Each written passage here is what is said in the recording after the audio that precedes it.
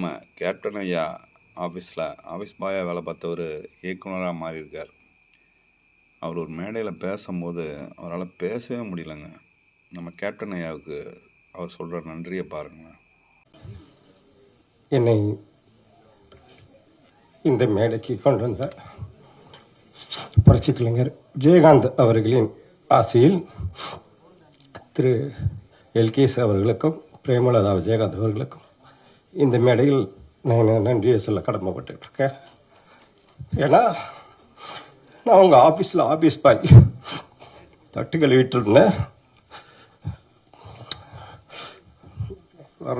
சரி அவர் நினச்சா கொஞ்சம் கஷ்டமாக இருக்கு.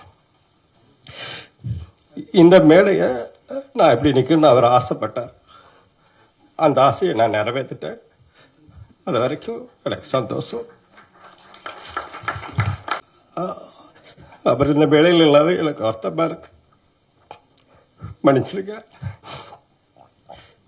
என் கூட தான் இருக்கிறாரு அவர். நான் எங்கேயும் போகல. இங்கே தான் ஏதோ பக்கத்தில் உட்காந்துட்டு இருக்கிறாரு.